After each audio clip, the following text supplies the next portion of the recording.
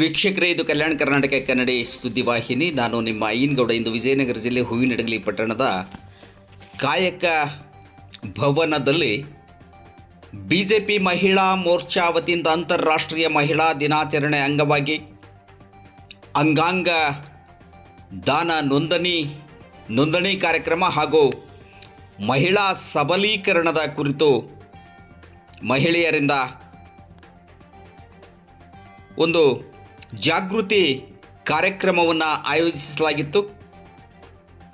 ಅಂತಾರಾಷ್ಟ್ರೀಯ ಮಹಿಳಾ ದಿನಾಚರಣೆಯ ಅಂಗವಾಗಿ ಆಯೋಜನೆಗೊಂಡಂತಹ ಈ ಕಾರ್ಯಕ್ರಮವನ್ನು ಶಾಸಕರಾದಂತಹ ಕೃಷ್ಣಾ ನಾಯ್ಕರವರು ಉದ್ಘಾಟನೆಗೊಳಿಸಿ ಮಾತನಾಡಿದರು.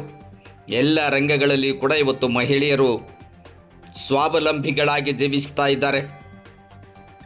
ಮಹಿಳೆಯರು ಸಬಲರಾಗ್ತಾ ಇದ್ದಾರೆ. ಮಹಿಳೆಯರು ಪುರುಷರು ಎನ್ನುವಂತಹ ಒಂದು ತಾರತಮ್ಯ ತೊಲಗುತ್ತಾ ಇದೆ. ದೇಶದ ಆರ್ಥಿಕ ಬಲಿಷ್ಠತೆ, ಸ್ವಾವಲಂಬಿ ಬದುಕು ಮಹಿಳೆಯರಲ್ಲಿ ಹೆಚ್ಚಾಗ್ತಾ ಇದೆ ಎನ್ನುವಂತಹ ಒಂದು ಮಾತನ್ನು ಹೇಳಿದರು. ಈ ಒಂದು ಮಹಿಳಾ ಮೋರ್ಚಾ, ಬಿಜೆಪಿ ಮಹಿಳಾ ಮೋರ್ಚಾ ಆಯೋಜನೆಗೊಳಿಸಿದಂತಹ ಕಾರ್ಯಕ್ರಮದಲ್ಲಿ ಮಂಡಲ ಅಧ್ಯಕ್ಷರಾದಂತಹ ಪೂಜಾರ್ ಮಲ್ಲಿಕಾರ್ಜುನ್, ಪುರಸಭೆ ಮಾಜಿ ಅಧ್ಯಕ್ಷರಾದಂಥ ವಾರ್ದ್ ಗೌಸಮುದ್ದೀನ್, ಕೊಟ್ರೇಶ್ ನಾಯ್ಕ್, ಎಚ್ ಪೂಜಪ್ಪ ಸೇರಿದಂತೆ ಅನೇಕರು ಕೂಡ ಉಪಸ್ಥಿತರಿದ್ದರು. ಕಾರ್ಯಕ್ರಮದ ಆಯೋಜನೆಯನ್ನು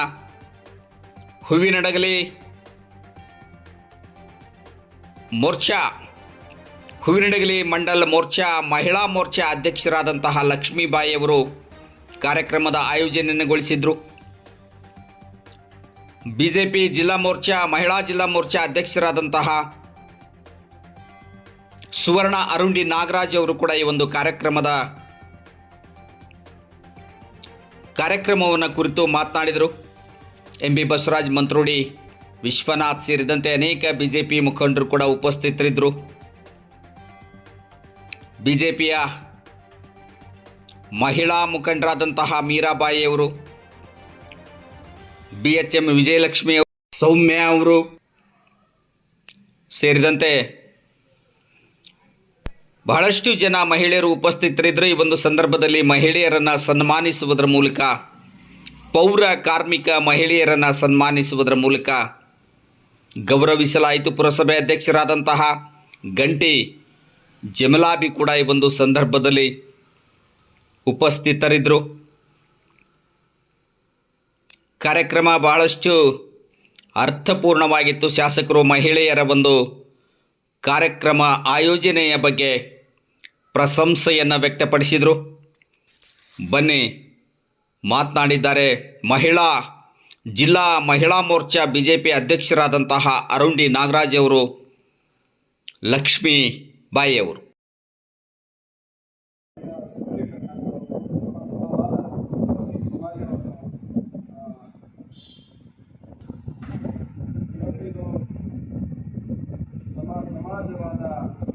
ಸಮಾಜ ನಿರ್ಮಿಸಲಿಕ್ಕೆ ಪುರುಷರು ಎಷ್ಟು ಕೊಡುಗೆ ಇದೆಯೋ ಈ ರಾಷ್ಟ್ರದಲ್ಲಿ, ಈ ಜಗತ್ತಿನಲ್ಲಿ, ಅಷ್ಟೇ ಕೊಡುಗೆ ಇವತ್ತು ಮಹಿಳೆಯರದ್ದು ಕೂಡ ಈ ಜಗತ್ತಿಗೆ ಮಾಡುವಂಥವಾಗಿದೆ. ಜೊತೆಯಲ್ಲಿ ಇವತ್ತು ಮಹಿಳೆಯರ ಒಂದು ಸಬಲೀಕರಣ ಇಂಪಾರ್ಟೆಂಟ್ ಇದೆ. ಕೆಲವೊಂದು ದೇಶದಲ್ಲಿ ಪುರುಷ ಪ್ರಧಾನ ದೇಶಗಳಲ್ಲಿ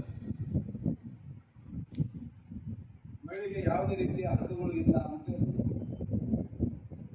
ಇನ್ನೂ ಕೂಡ ನಾವು ನೋಡ್ಕೊತಾ ಬರ್ತಾರೆ. ಇನ್ನೂ ನಾವು ಎಸ್ಪೆಷಲಿ ಅರಬ್ ದೇಶಗಳಲ್ಲಿ ಹೋದರೆ ಅದರ ಪುರುಷ ಪ್ರಧಾನ ದೇಶಗಳು ಅವರಿಗೆ ಮಹಿಳೆಯ ಯಾವುದೇ ರೀತಿಯ ಅವರಿಗೆ ಹಕ್ಕುಗಳು ಇಲ್ಲ. ಮತ್ತು ಮಹಿಳೆ ಯಾವುದೇ ನಿರ್ಣಯದಲ್ಲಿ, ದೇಶದ ನಿರ್ಣಯಗಳಾಗಿರಲಿ, ಯಾವುದೇ ರೀತಿಯ ನಿರ್ಣಯದಲ್ಲಿ ಅವ್ರನ್ನ ಕನ್ಸಿಡರ್ ಕೂಡ ಮಾಡಲಾಗುತ್ತೆ.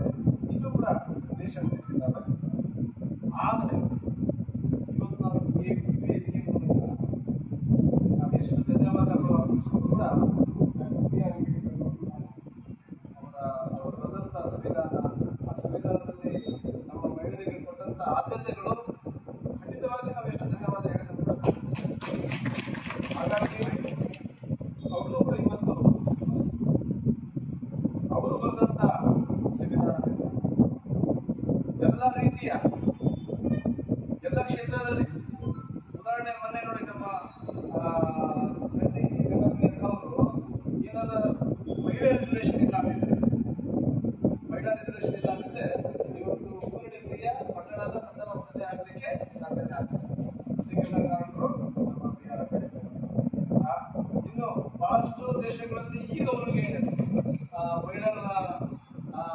ಪ್ರಾಮುಖ್ಯತೆ ಏನಿದೆ ಅಂತ ಹೇಳಿ ಈಗ ಅವರಿಗೆ ಅರಿವು ಮೂಡ್ತಾ ಇದೆ. ಹಾಗಾಗಿ ಈಗ ಅವರು ಎಲ್ಲ ಸಭೆಗಳನ್ನ ಮಾಡಕ್ಕೆ ಈಗ ಹೊರಡ್ತಾರೆ. ಹಾಗಾಗಿ ನಿಜವಾಗ್ಲೂ ಕೂಡ ನಮ್ಮ ದೇಶ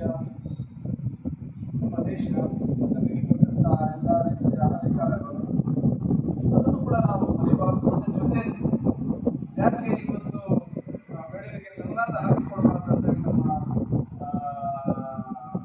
ವಿಶ್ವಗುರು, ನಮ್ಮ ದೇಶದ ಪ್ರಧಾನಿ, ನಮ್ಮೆಲ್ಲ ಹೆಚ್ಚಿನ ನಾಯಕರು ಕೂಡ 33% ರಿಸರ್ವೇಷನ್ ಎಲ್ಲ ರೀತಿಯ ಎಜುಕೇಶನ್ ಅಷ್ಟೇ ಅಲ್ಲ, ಎಲ್ಲ ರೀತಿಯ ಈ ದೇಶದ ಯಾವುದೇ ರೀತಿಯ ತೀರ್ಮಾನ ಮಾಡಿ ಕೂಡ ಅವರನ್ನ ಸೇರಿಸಿಕೊಂಡ್ರೆ ಮಾತ್ರ ಈ ದೇಶ ಇನ್ನೂ ಉನ್ನತಿಗೆ ಏರಲಿಕ್ಕೆ ಸಾಧ್ಯವಾಗುತ್ತೆ ಅಂತ ಹೇಳಿ ಅವರು 33% ರಿಸರ್ವೇಷನ್ ಕೂಡ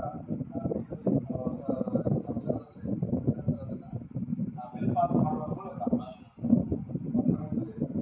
ಪಾಸ್ ಮಾಡುವ ಮೂಲಕ ಅವರು ಇಂಪ್ಲಿಮೆಂಟ್ ಮಾಡೋದು. ನಾನು ಸೆಂಟ್ರಲ್ ಎಲೆಕ್ಷನಲ್ಲಿ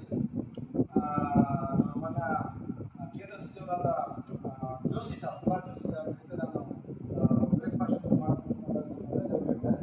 ನಮಗೆ ಮಹಿಳೆ ಬಿಲ್ ಇಂಪ್ಲಿಮೆಂಟ್ ಮಾಡೋದು ತುಂಬ ಅತಿ ಅವಶ್ಯಕತೆ ನಮಗಿದೆ. ಹಾಗಾಗಿ ನಾವು 2029 ಲೋಕಸಭೆ ಚುನಾವಣೆ ಆಗಿದ್ರೆ ಅದಕ್ಕಿಂತ ಮುಂಚೆನೇ ನಾವು ಡಿಲಿಮಿಟೇಷನ್ ಮಾಡಿ ಮಹಿಳೆಯರಿಗೆ 33% ಕ್ಷೇತ್ರವನ್ನು ಮತ್ತೆ ಜಾಸ್ತಿ ಮಾಡಿದ್ರೆ 33% ಕೊಟ್ಟರೆ ಆ ಕ್ಷೇತ್ರನ ಇದ್ದಿದ್ದನ್ನು ಡಿವೈಡ್ ಮಾಡಲ್ಲ, 33% ಹೆಚ್ಚಿಗೆ ಮಾಡಬೇಕು. ಈಗ ನಮ್ಗೆ ಪ್ರತಿ ಸರಿ ಸನ್ಮಾನ ಮಾಡೋದು ಒಂದು ಕಾರ್ಯಕ್ರಮ ಕೊಡ್ತಾ ಇತ್ತು. ಈ ಸರಿ ಏನಂದ್ರೆ ಅಂಗಾಂಗ ದಾನಿಗಳು ಅದು ಬಹಳ ಮಹತ್ವ ಇರ್ತಕ್ಕಂಥದ್ದು. ಯಾಕಂದ್ರೆ ಸಾವಿನ ಅಂಚಿನಲ್ಲಿ ಇರ್ತಕ್ಕಂಥವ್ರಿಗೆ ಯಾವುದೋ ಒಂದು ಅಂಗ ಬೇಕಾಗಿರ್ತೈತಿ. ನಾವು ಸತ್ತು ಹೋಗ್ತಕ್ಕಂಥ ಅಂಗಾಂಗಗಳನ್ನು ಕೊಟ್ಟರೆ, ದಾನ ಮಾಡಿದ್ರೆ ಆ ಜೀವವನ್ನು ನಾವು ಬದುಕಿಸ್ಬೋದು. ಆಮೇಲೆ ಮನುಷ್ಯ ಹುಟ್ಟಿದ ಮೇಲೆ ನಾವು ಸುಮ್ಮನೆ ಏನೋ ವ್ಯರ್ಥ ಜೀವನ ಕಳೆದು ಸಾಯೋದಕ್ಕಿಂತ ಸತ್ತ ಮೇಲೆ ಕೂಡ ನಮ್ಮ ಹೆಸರು ಉಳಿಬೇಕು.